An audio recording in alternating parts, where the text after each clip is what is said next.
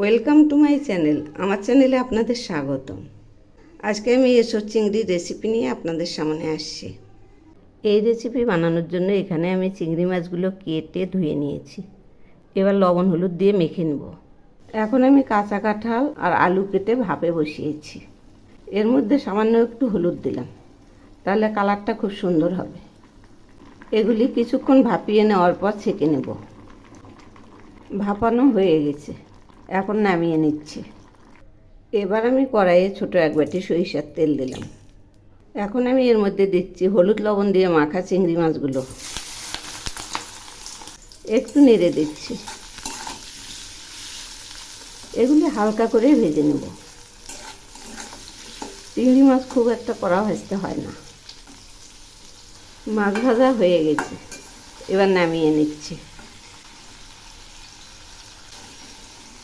এভাবে আমি সবগুলো নামাবো।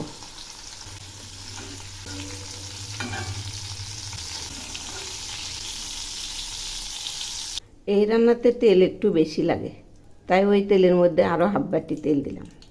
এখন ফোড়নের জন্য দিচ্ছি সামান্য একটু জিরে, আর দিচ্ছি দুটো তেজপাতা, সেই সঙ্গে দিচ্ছি দুটো লং, দুটো সাদা এলাচ আর দুটো দারচিনি। এবার আমি দিচ্ছি পেঁয়াজ বাটা। এর মধ্যে 3টে পেঁয়াজ বাটা আছে।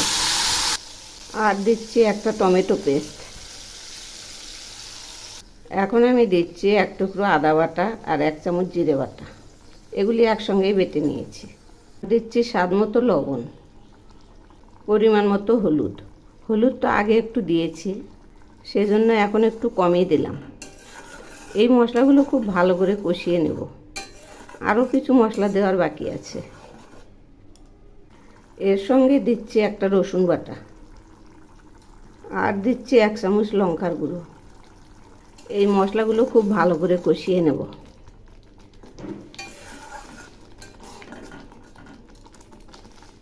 এগুলি তো বেশ কিছুক্ষণ ধরে কষালাম।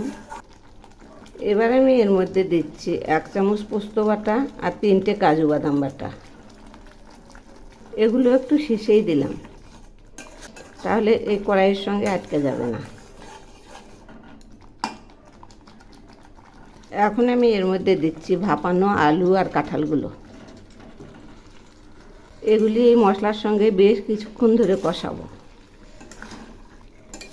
একদম মাখা মাখা করে নেব। আজকে একটু অন্যরকম পদ্ধতিতে রান্না করছি, ঠিক মাংসের মতো হবে। কাঁঠালগুলো আরও কিছুক্ষণ কষাবো। এই কাঁঠালগুলো আমি একটু বড় বড় করে কেটে নিয়েছি, একদম মাংসের মতো করে। কষানো হয়ে গেছে।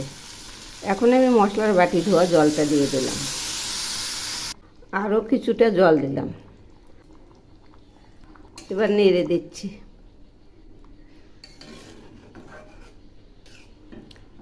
এই রান্নাটা একদম মাখা মাখা হবে।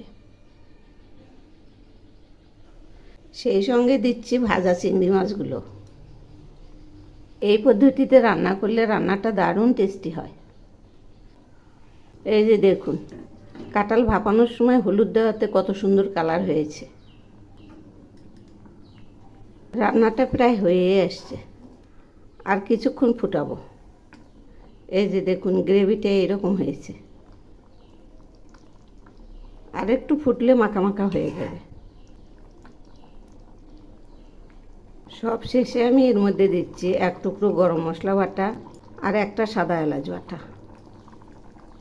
আবারও একটু নেড়ে দিচ্ছি। এই যে দেখুন কতটা মাখা মাখা হয়ে আসছে। এগুলি নামানোর পর আর একটু জমবে। আর কালারটাও দেখুন কত সুন্দর হয়েছে। রান্নাটা হয়ে গেছে। এবার আমি দিচ্ছি 1 চামচ ঘি। এখন নেড়ে চেড়ে নামাবো।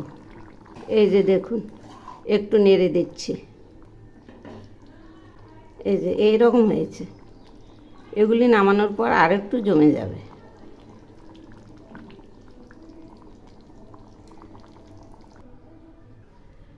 রান্নাটা নামিয়েছি। যদি আমার এই রেসিপি আপনাদের ভালো লেগে থাকে, তাহলে এভাবে একবার বানিয়ে খেয়ে দেখবেন, অপূর্ব স্বাদ। একবার খেলে ভুলতেই পারবেন না, আবার খেতে ইচ্ছা করবে, এত টেস্টি।